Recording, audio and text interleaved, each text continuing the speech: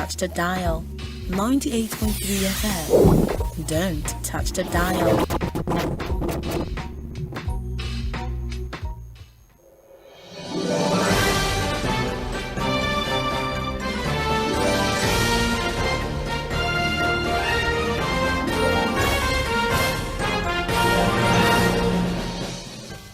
Good morning and welcome to Trends in the Papers on 98.3 Mainland FM, the sound of Lagos. Today is Friday, the very last Friday in the month of September.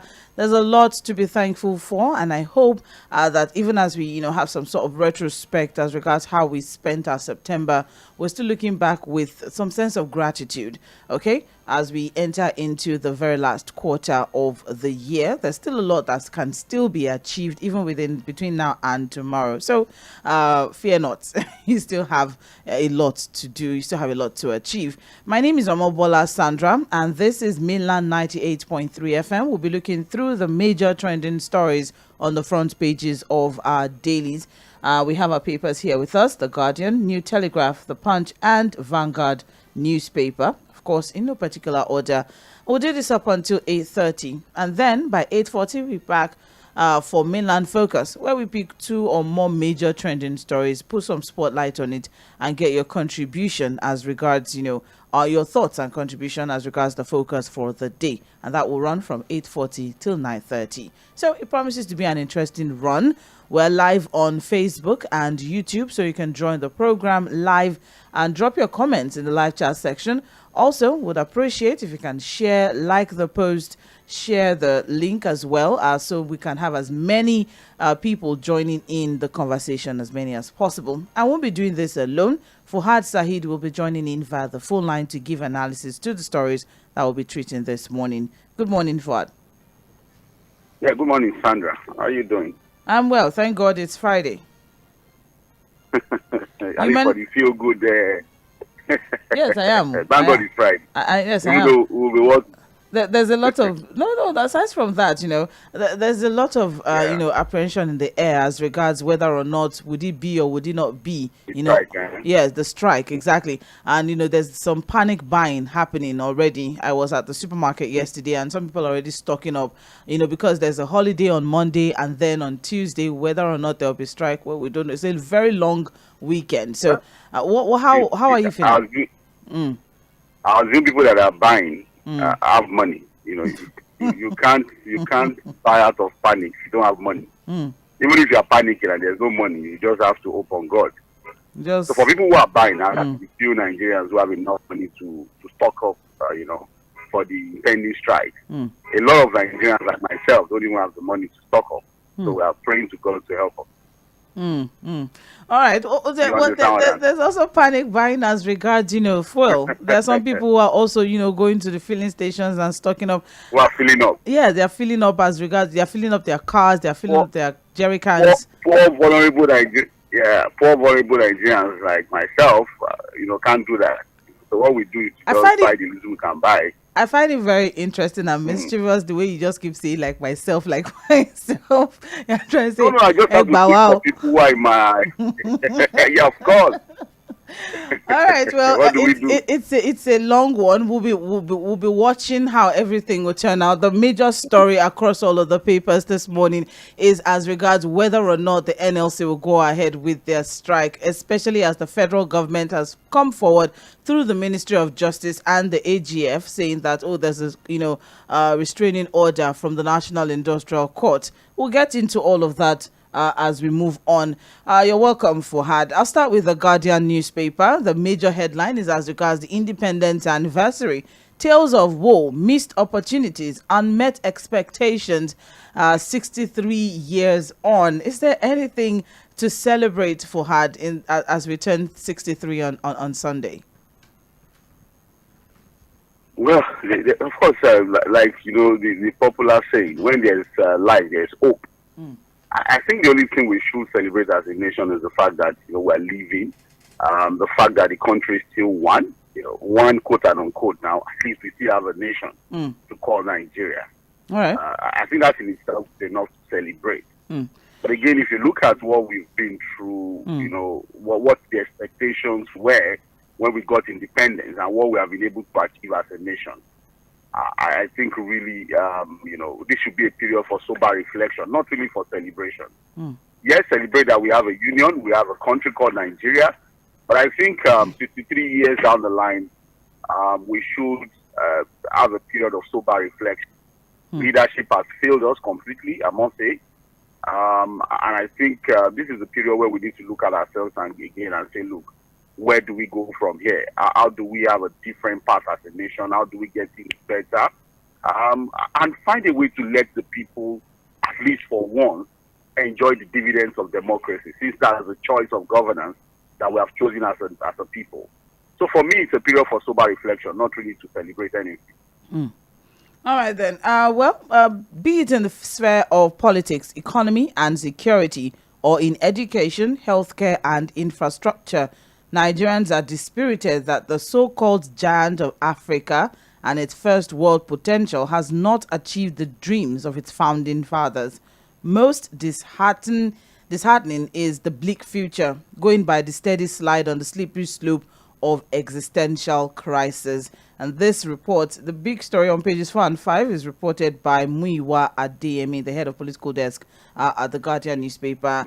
And he's reporting here that since 1960, when Nigeria became politically independent from the British colony, there has never been this level of despondency occasioned by economic hardship, rising poverty, insecurity, and other forces widening the national front line. In his view, according to this report, Nigeria currently is facing two tough options: restructure or reconfigure. In political terms, restructuring refers to a complete overhaul of a nation's political system to make it operate more effectively. This could be in form of adopting a new constitution, new economic model, decentralization of powers, as well as devolution of powers to the constituent units. To restructure is to change an existing status quo to make it more functional. We had this conversation earlier on this week. I think it was on Monday that we had this conversation as regards, or last week or so, whether or not we should actually go ahead. Thank you very much. So we as we are moving into a new era or a new year, as some people would say when someone is celebrating a birthday, is there something new we should expect going into this new year? Yes, a fantastic report there by Mr. Muyiwa Adeyemi, who is our resident and at the Situation Room on Mainland FM here. I read through that report and he captured it all. There's really nothing to add. Sandra, if you want to know how bad we have performed as a country 63 years down the line, I think the easiest thing to do is to compare us to other countries that got independence almost at the same time with Nigeria. Okay. Apart from some other African nations that are also doing badly like ourselves. Because again, I think bad governance is like a general thing in Africa, especially sub-Saharan Africa. Okay. But look at other countries like the Asian tigers.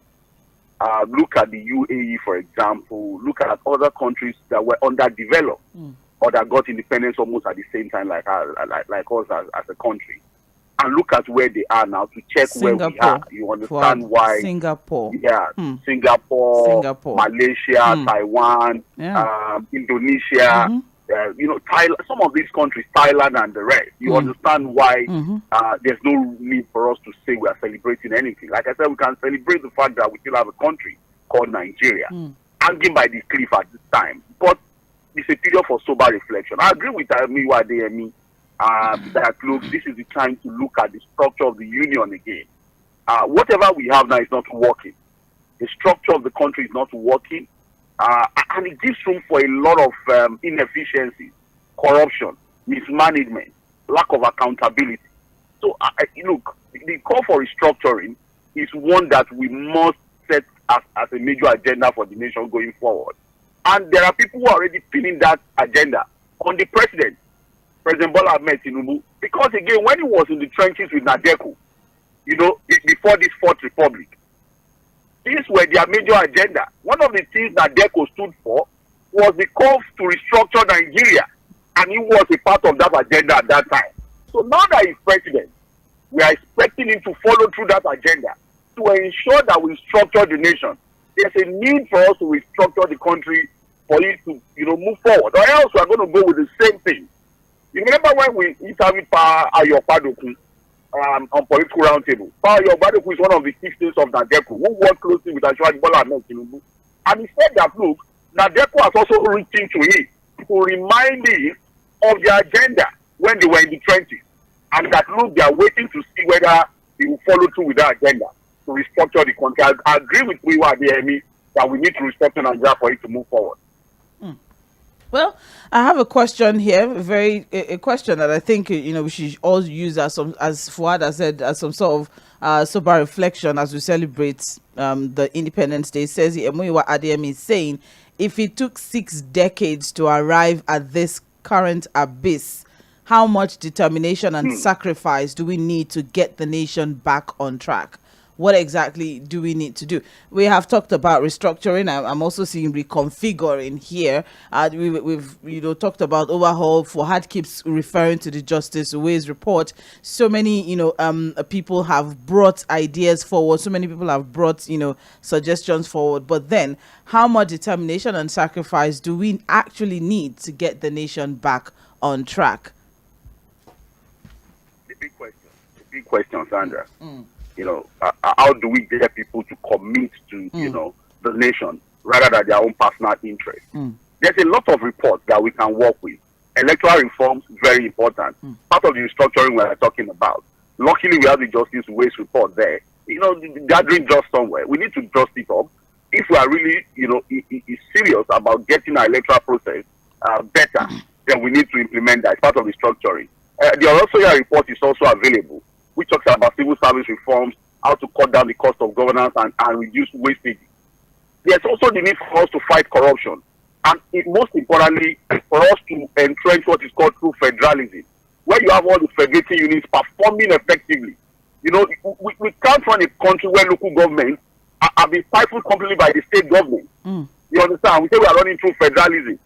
We can't run a federal system of government where every state governor wait till the end of the month to just go to Abuja, collect their own resources, pocket it, and that's the end. That is not the way a proper federal system of government is run. We have talked about policing and insecurity. Sandra, there's a major call. I think there's a consensus generally in Nigeria now that we need state policing. That's also another agenda, also under restructuring.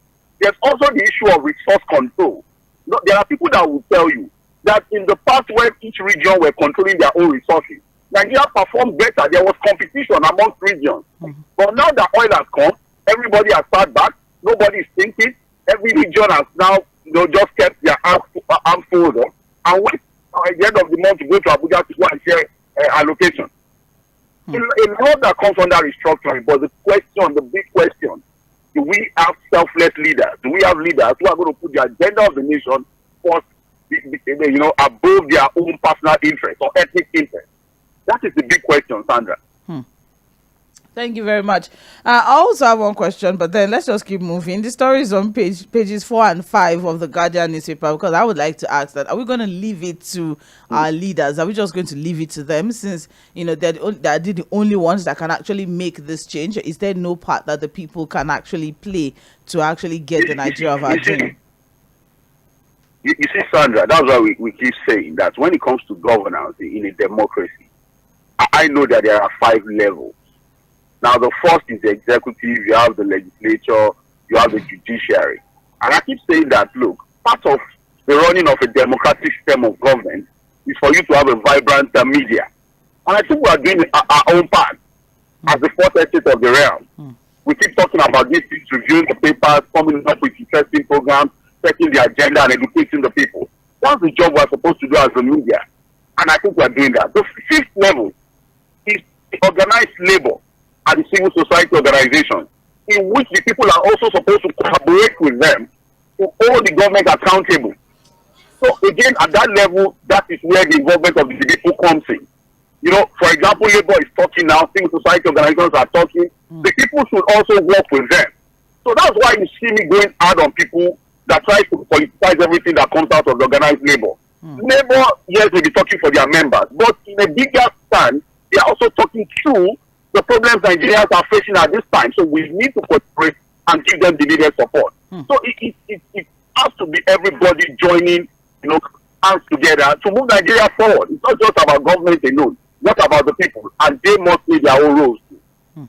Thank you very much, Fuad. The story is on pages 4 and 5 of the Guardian newspaper. Let's move on now. We also have here nationwide strike. Federal government dangles carrot stick to weaken labor's resolve.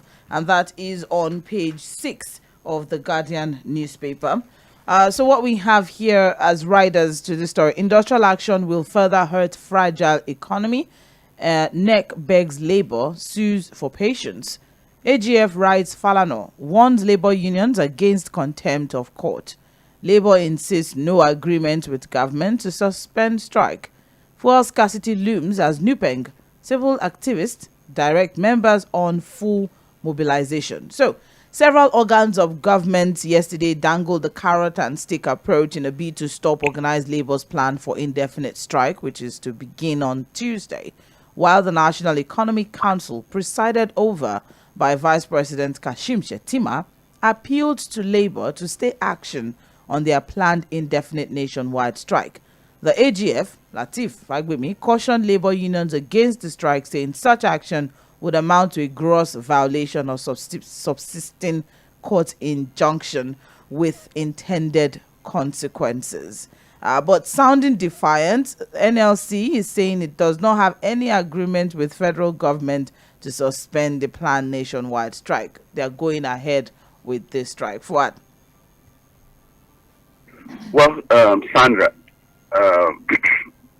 again, I think this is probably the first time I will hear Mr. Lateef Fagbemi say and speak since he was, confirmed as Minister of Justice and Attorney General. I don't think we really had anything much from him on the direction the office will be going as far as justice reforms, the rule of law, and all of that is concerned. So this is probably the first official statement I will hear him, make. And it's so unfortunate that this is what he's saying. But again, we have always said that, look, if the labor leaders are really serious about going on this industrial action, they must be prepared and come up with a strategy on what they are going to do if the government again begins to talk about contempt of court. Because whether we like it or not, there's a subsisting court order from the National Industrial Court on industrial strike or industrial action. And the labor unions have not been able to vacate that industrial court order. But again, sometimes I want to just do my job as a journalist, not an advisor to the organized labor. But there's a unionist part of me that keeps telling me, oh, don't these people know what they are supposed to do? So they understand the power they have. Hello, Fuad. I can't hear anything that you are saying. I may have to reconnect with you. I'm so sorry. All right, I can't hear anything. So we'll reconnect with you, Fuad. Thank you very much. Okay, so yes, Fuad is trying to give his own two-piece as regards the conversation on the nationwide strike, or the proposed nationwide strike by the NLC, and also the reactions and statements from the federal government. Adopting the stick approach now, the federal government is asking labor to shelve their plan to embark on a nationwide strike, stressing that issues bordering on fuel subsidy removal, which is part of the main decisions why NLC and TUC have decided to declare the strike action, are still pending before the National Industrial Court. So according to the AGF, it was due to willingness of the unions to enter into negotiations, discuss with the federal government to withdraw, and also discuss with the federal government over persuading them to withdraw a contempt proceeding that they initially instituted against it. Fuad, do we have you back? Yes. All right. Yeah. Yes.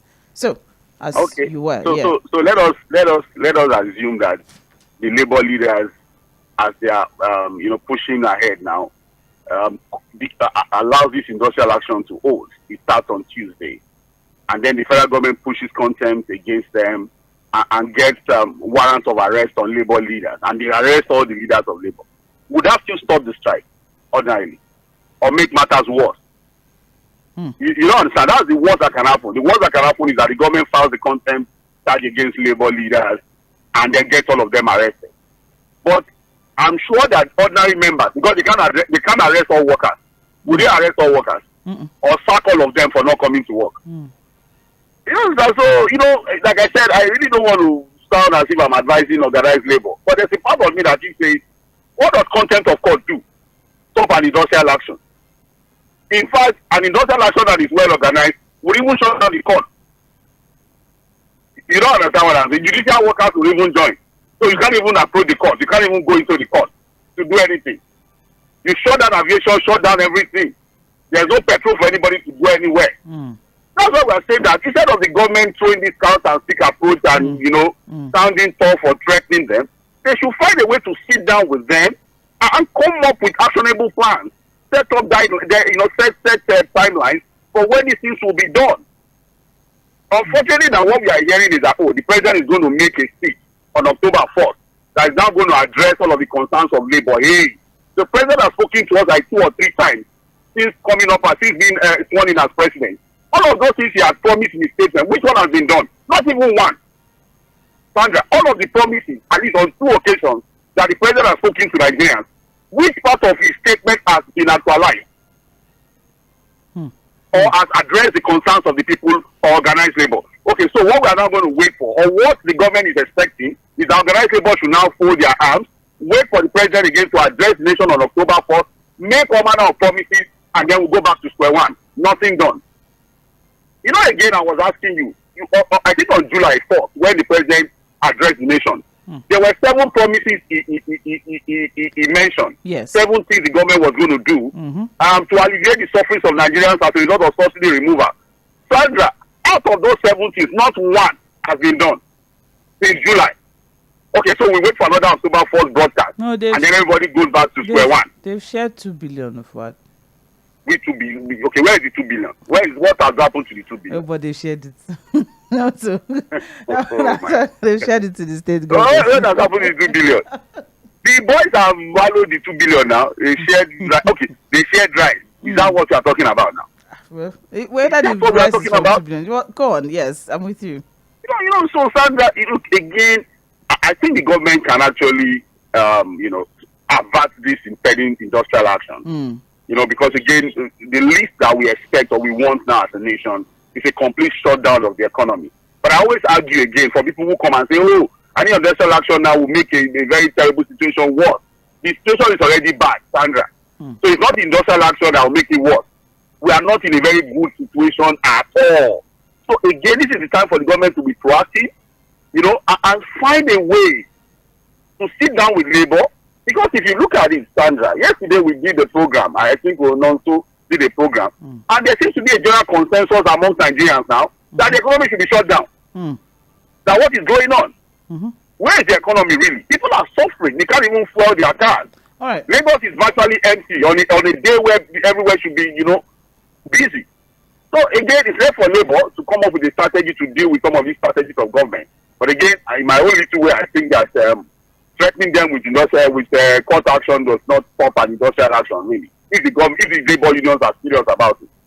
The AGF went further to urge Femi Falana, who happens to be counsel to the labor unions, to encourage or to advise his clients on the need to protect the integrity of courts and observe the sanctity of court orders. Okay. Now, okay. So the government is talking about respecting court orders now because they are on the other side. The same government that has violated several court orders in the past can now remember to tell the lawyers of labor unions to respect court orders and the sanctity of the judiciary. Right. Even on the Mayfield case, didn't we see a complete violation of court orders on the Mayfield case by this same government? Sandra, let's get seriously. All right, then more details of that on page 6 of the Guardian newspaper. I have this very interesting headline there. We'll just quickly touch it. Still on the front page of the Guardian. Why Nigerians must stop acting like spoilt brats. That's from Adegoroye, and the story is on page 3 of the Guardian newspaper. So, Nigeria has the best balance sheet of natural endowments to natural hazards and disasters in the world. Its citizens must therefore stop acting like spoiled brats by embracing enormous opportunities and shunning primordial sectional agenda. And that's from Dr. JᴏɪR Aᴊɪൡ, who is a retired federal permanent secretary who has written 2 books on civil service reforms, sought to steer Nigerians towards placing a firm foothold on the path to national development. So should we be more thankful for the things that we have, and let's focus on the good things that is happening? At least we don't have tsunamis, we don't have earthquakes, we don't have tornadoes and all of that, and let's ignore the fact that people are impoverished, and the fact that people ignore that people are impoverished. I'm just asking now, based on this based on this statement. I'm just asking because so the man said we should not behave like spoiled brats. He was a former permanent secretary. I guess when he was in the civil service, he enjoyed himself. So he doesn't, I think he can't really align himself with the realities of people at this time. Nigerians are not spoiled brats. We are a blessed nation. And when you are blessed, you should get the benefits of your blessing. Like I said to say yesterday, how did you run Nigeria to a point where rising crude oil prices have now become a problem for an oil producing nation? When you are supposed to be celebrating it. You don't understand. You are an oil producing nation. And rising crude oil prices is giving you high blood pressure. When it's supposed to be making you happy, you are supposed to be smiling to the bank. You understand? Nigerians are supposed to even be living better than Emirati, than the citizens of UAE.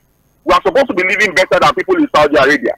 We are supposed to be living better than people of Singapore, because we have more resources than them, more natural resources than them. So there's no conversation about being a spoiled brat here. It's about getting what we deserve as a people because of the blessings of God that He has given to us. But the reverse is the case. What are Nigerians benefit from our God-given resources now? Thankfully, God has not given us all these natural disasters. But what about leaders? Some of our disasters are worse than hurricanes. Some of them, some of their actions in the past are worse than we having hurricane and tornadoes. I'm telling you, Sandra.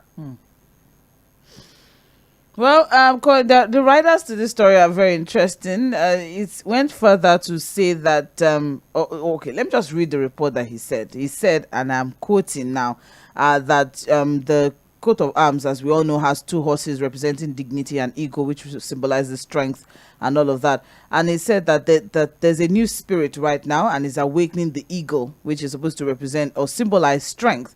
And that, in his own words, I'm quoting him now, the spirit of a visionary. And this visionary, according to Dr. Adegoruyi, is President Bola Tinubu, saying that the president has responded to past mistakes with more acceptable options. Now, that report. Are you? I read what I saw. I know. Okay. You see, the man is just speaking French. You're just speaking grammar. It's all right. The reality is that, look, yes, you can take tough decisions, Sandra. It is expected that at this time, we need some very tough decisions from the government. You need serious reforms from the government. But again, there are people who are going to sit on the sidelines to see whether, look, as you tell Nigerians to tighten their belts, to endure the process, to hope for a better days ahead, are you also doing the same thing in government? Sandra, there's a report now, a complete embarrassing report now by the cable online platform as to the fact that, look, that shows the pattern of spending from government. We keep talking about revenue and expenditure problem in the country. Sandra, are you aware that, there's a tax reforms committee? Yes. That's 40 members. Headed by Mr. Taiwo. Yes. God bless you. Are you aware now that committee now, there's a report circulating now from reliable sources that a whopping 5 billion naira has been allocated to that committee for just 1 year. For the tax reforms committee. From the FIRS? From the FIRS, yes. Yeah. 5 billion. To do what? A reforms committee of 40 people. What does the reforms committee do, Sandra? Are they going to be carrying bag of cement? Or they are going to go and buy a new building? They will put a whopping 5 billion naira. To do what? To reform what precisely? To reform taxes, to tighten the Guardian newspaper issues. Okay, it means every billion naira, unless maybe they think some of us are too impoverished to think that 5 billion naira is too much. You don't understand, they might look at us and say 5 billion. because they are poor people. It's not much. 5 billion. Poverty mentality. I'm sure they will justify it by saying that was 5 billion because they are poor people. But again, look, when 70 billion was given to the National Assembly, it was the same thing. That's what we are talking about. You can't tell people to tighten their belt and you are spending their public funds in this manner. Well, the money has been paid to them and it's to fund their activities. And I keep saying activities, and I'm wondering the activities is whether it is more than having conversations on how can we change this, how can we move forward, how can we move ahead. They just need some sort of encouragement for it. So you don't understand. A tax reforms committee 5 billion, and they're going to just work for 1 year. The story is on page 18 anyways, for someone who is probably wondering if we are saying, if what we are speaking is Greek or not. The story is on page 18. It's live here. It says the Tax Reform Committee collected 5 billion. Maybe I'm too poor to think 5 billion is too much for a reforms committee. Yeah, maybe. No. You don't understand. In recent times, for any conversation we have as regards, disbursement of funds from, federal government, it has been billions and trillions. So maybe now we should just start getting used to the fact that we have moved. Yeah, we have moved. You know that, Sandra? You know that there are Nigerians, competent Nigerians, who are going to work on that committee for free for the sake of the country. Are you aware? Yes. I am sure that there are competent Nigerians, financial experts, tax experts, who will be ready to serve on that committee for free for the sake of the country. Yes. So that is the kind of reckless spending you see from government that keeps you worried. In an economy where the government is telling the citizens or the people of the country to let's tighten our belts. Well, the story is on page 18 as we mentioned. Let's keep going now. That's not all we have on this to talk about this morning, but that's all we can take from the Guardian newspaper. You're listening to Trends in the Papers on Mainland 98.3 FM, and we are looking through major trending stories on the front pages of our dailies. Don't forget that we are live on Facebook and YouTube, so you can join the conversation as well by dropping your comments in the live chat section. Now, we're moving on to the Punch newspaper, and the major headline on the front page of the Punch: indefinite strike. Labour protests as federal government threatens union leaders with contempt charge. And the writer says, threats won't deter us. We are no cowards, says TUC Vice President. Governors ask NLC to shelve strike. AGF says strike will be contempt of court. And that story is on page 2 of the Punch newspaper. We've already had conversations as regards all of this, but reactions in this particular report from the Punch, taken from lawyers now, because I'm looking at the contempt of court aspect, if the federal government actually does have any case here. And we have Rotimi Jacobs, SAN, arguing that the labor unions would be in contempt of court, and Section 287 of the Constitution, which enjoined every person or group to obey the order of the court. The government will arrest all the labor leaders, maybe arrest all their members. Well, speaking in the same vein, Rashid Adegoke, SAN, underscored the importance of respecting judicial orders. Said the appropriate thing to do, he counseled, was apply for an order to be set aside, or for the order rather to be set aside, or appeal. And he held that disobeying a court order could lead to contempt charges. But I find it intriguing. I'm just hoping that organized labor will not make the same mistake as we made.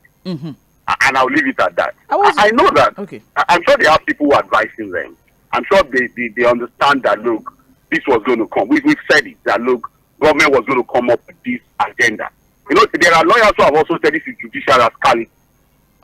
Where, look, Sandra, are you aware that the President of America is also joining striking workers to protest?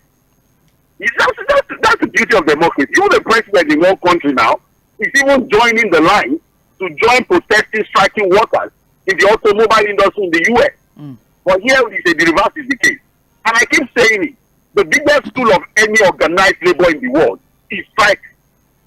And it is part of the ILO charter. It is part of their fundamental human rights. You can always down tools. That's why I'm saying that, okay, if a content of court charge is now filed against labor leaders and they arrest them, what then happens next? Well, interestingly, I have here a lawyer and activist, Deji Ajare, stating that no court order or no order of court could perpetually restrain the labor unions from embarking on industrial action, as that would mean removing the right of the members to organize actions to negotiate their demands. He submitted, and I'm quoting now, open quote, "I am minded to believe that the order of the court was to enable the parties to explore an option to amicably resolve the issues. And if for the past 6 weeks since that order was allegedly made, the federal government of Nigeria has not been able to provide the necessary leadership that the labor unions and Nigerian citizens need to develop some level of confidence and comfort that the government is sincere and genuinely pursuing a resolution of the issues, I do not think any court will reasonably make that order." End of quote. And that is from a lawyer and activist, Deji Ajari. And against the backdrop of the expected impact of the strike on the economy, a lot of people have also been saying a lot of things. You have governors coming out to address, State House correspondents as regards whether or not, NLC and TUC shelving the strike. You have Plateau State Governor as well coming forward to say one thing or the other. Well, there's just a lot to actually talk about as regards this particular conversation, but I'm sure that we're going to be putting some spotlight on it right here at Milan 98.3 FM, and all you have to do is stay tuned. We definitely are going to get to the root of all of this. Is there an order? Is the order going to go ahead? Is the order going to go forward? Are the labor unions going to go ahead with their strike proposition? What is the way forward as regards NLC and the federal government? The story is on page 2 of the Punch newspaper. Good to have you back, Fuad. Yes, I'm back. All right, so that is from I'm sure you heard Deji Ajari's the lawyer, yeah. All right, so the story is on page 2 of the Punch newspaper. Let's move on now. We also have here on the front page of the Punch newspaper, tribunal judgments everywhere, tribunal verdicts everywhere, tribunal conversations in different parts of the country, in different states, Kaduna, Ogun State, Ogun State tomorrow. Ogun State tomorrow, yes. It's going to happen virtual also. Whether or not we're going to be getting so many conversations from that one. But then you have a lot of confidence coming from both parties. So we don't know how, things are going to turn up. But it's going to be an interesting one. I can't wait for political roundtable on Sunday by 6 p.m. To be looking at so many things there. We also have here, federal government targets wealthy Nigerians in new tax drive. So what? Be careful. The federal government is coming for you. The story is on page... I'm not part of the people they are going to tax. Say wealthy Nigerians. I'm just reporting doing my job here, Sandra. It's all right. The federal government is planning to overhaul the nation's tax system to shift more of the burden to wealthy citizens while cutting corporate taxes. We've always had this conversation as regards, overtaxing the poor, yes, the people, for the rich. And then giving tax rebate and tax holiday to the rich. Exactly. So, are we in order here? Yeah, of course. That's part of the reforms that we expect the government to do as far as tax reforms is concerned. Although we're not expecting them to pay 5 billion for all of these things. So, but the 5 billion is paying me, Miranda. Don't mind me. I can see. He's just saying, we have said it. The government would have to widen its tax net. Of course, also, there was a suggestion from IMF yesterday that we need to review the tax waiver policy of the country. Yes, correct. Ensure that people that should pay are the ones paying. And look, so that people that are supposed to get the tax holidays are the ones getting it. There's always this argument. It's just even in the American system. You have the Republicans arguing most times that, give tax waivers to the rich so that they stimulate the economy for employment and some other things. Whereas the Democrats would argue that the rich, the business class should pay more, the waivers should go to the poor. I'm sure the argument will also come up in Nigeria, but I think we're in a situation where we should do more to, ensure the rich pays more. They should be the ones paying, Sandra, really. And then widen the net so that we capture more people in the tax net. All right. The move, which is part of President Bola Tinubu's reforms to overhaul this beleaguered economy, aims to lift the country's tax take to 18%.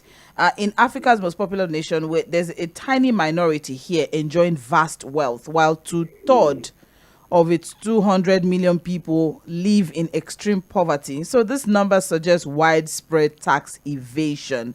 And so as it is now, the Tax Reform Committee has come up with a plan to make the rich pay what is fair, and those who are too poor can then be protected. Whether or not this justifies the 5 billion that they have been given. That's what I'm saying. What the Reform Committee will do, Sandra, because what we have done is to put the best tax experts in the country together on this committee, 40-man committee. In fact, we have to bring a university student to join, which is a brilliant one. So what they do most importantly is to look at policy ideas, have their meetings, maybe 1 or 2 visitations here and there to ensure compliance. Is that why we are paying 5 billion naira, Sandra? All right. Well, the story is on page 27 of the Punch newspaper. Let's move on now. Above the masthead of the Punch, I have here, telcos plan different tariff for calls and data in different states. That is on page 21. Let's see if we can, get some more details there. Nigerians may soon be paying different prices in different states for calls, data, SMS, and other telco services. According to telcos, this measure is to mitigate against multiple taxation and business environments across different states. And they said that it is no longer appropriate for Nigeria to continue to have one national tariff, since the cost of providing service across the states was different. Fuad, do you agree? Yes, again, that's a completely deregulated market. And some of these telcos will tell you that, in far-flung areas, very interior parts of the country, what it takes for them to ensure that service delivery is done could be more expensive than even in urban areas. In some parts of the country, the reason why there's network service for them to make calls and use data is because generator is running 24 hours. They have to station engineers there. To even supply diesel to those generators will require them transporting for longer hours and all of that. So that's a private business. That's a deregulated market completely. And if that's what they want to do, I think so far the delivery comes to the people and the people are ready to pay. So be it. We can't really stop them. They are all private entities funding their own businesses, no support whatsoever from government. And so if they want to do that, I think there's nothing we can do about it. Well, they're waiting on the NCC now to give its approval so they can move ahead with this particular initiative, and hoping that this one way or the other will just make things more, business friendly for the environment, more business, in different places. But then, Pufad, do you think maybe the power sector could also take 1 or 2 from this? The power sector, the problem is that that's a different, confused business environment. Ordinarily, they also have something like that. Depending on the number of hours that electricity is supplied to you, you pay more.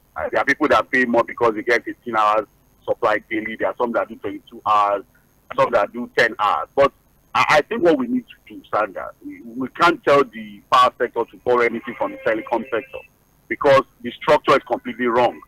I think what we need to do with the power sector, and that's my own honest opinion, is for us to completely unbundle that sector, break it into pieces at the generation, transmission, and distribution level. What we have now as a structure is not working, and it will not work. So whatever you see as a template working in the telco sector will not work for them. Thank you very much. This is the Mainland 98.3 FM. Time check right now is 25 minutes past 8 a.m. And we are still running through major trending stories. We're moving on to Vanguard newspaper now. And the major headline, of course, is still as regards the federal government and the labor union, saying why you can't go on strike. Federal government tells NLC and TUC. And the writers to that, strike has already become a taboo. Says strike will be violation of subsisting court order. NEC appeals to Labour to suspend planned strike, urges patience as federal government and Labour to continue negotiations at state level. We have no agreement with federal government to suspend strike, says NLC, and says no scheduled meeting with federal government. NUPENG directs tanker drivers, petrol station attendants and others to comply with October 3rd strike. CSOs, rights activists set to enforce sit at home. Describe petrol subsidy removal as self-serving policy of economic slavery. Now the story is on page 5. Everybody seems to be on ground. They are ready to move ahead with what is going to happen on October No, you know 1st. you had the Labour woman on Wednesday with you, right? Yes. Sandra? And she said no, And you know that she this time was around, talking yes. tough. Yes. The NLC chairman Lagos State was here.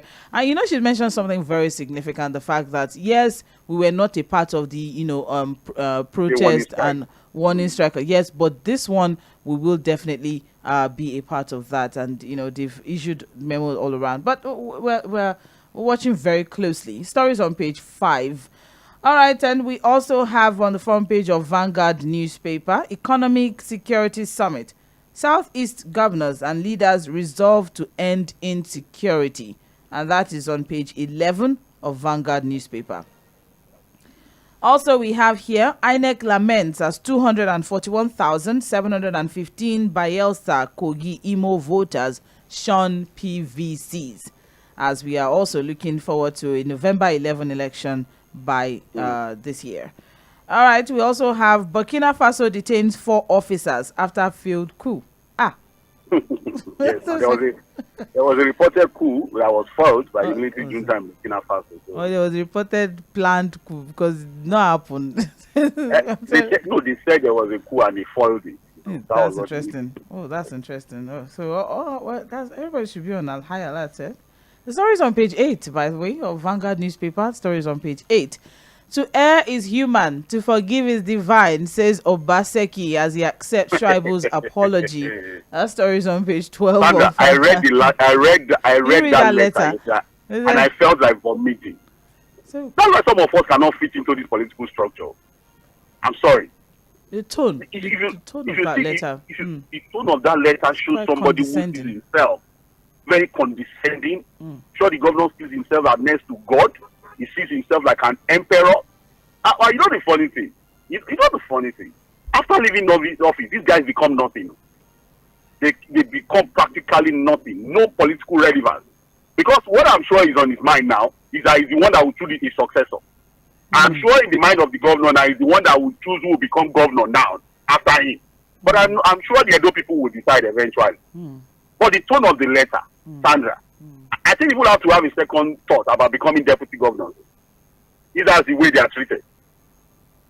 We had this conversation yesterday as regards, deputy governors and the way they are being treated. Whether or not maybe we should start voting for them so that they can also have some constitutional. Sandra, like I told you, it's a joint ticket. It's a joint ticket. On the day of election, when you cast one vote for governorship, you are casting a vote for both the governor and the deputy. That is it. Unfortunately, in the constitution, there are no powers and constitutional rights given to deputy governors. They are like a spare tire. They are even worse than a spare tire in a car. Look at the one that is happening in Odu too. 𝗪𝗪 𝗪𝗪 is running 𝗪𝗪𝗪 just because the political establishment wants him out of the way. Yeah. Oh well, that story is the story to err is human. To err is human, to forgive is they are forgiving you. It's all right. If it was possible, would have flogged him publicly. I don't do that again. It's very possible. You don't know. It's possible just lying flat I and believe so. Fuad, reading that letter, I strongly believe so. It didn't. The letter it happened behind. You were not there. In closed doors. Maybe. Who knows? If this is I'm happening, sure he would have frustrated. If he meets the government, he will prostrate and beg. Thank you very much, Fuad. All right. Well, that's a wrap for trends in the papers. Those were the major trending stories across all the papers this morning. Of course, the New Telegraph, the major headline there is federal government to tax wealthy Nigerians to meet revenue targets. Yes, that is a welcome idea, but Fuad is still concerned whether or not the 5 billion that was given to them by FRS is worth all of this. So stay with us. We'll be back by 8:40 for Mainland Focus, where you, our listener, get to be part of the conversation. This is still Mainland 98.3 FM, the sound of Lagos.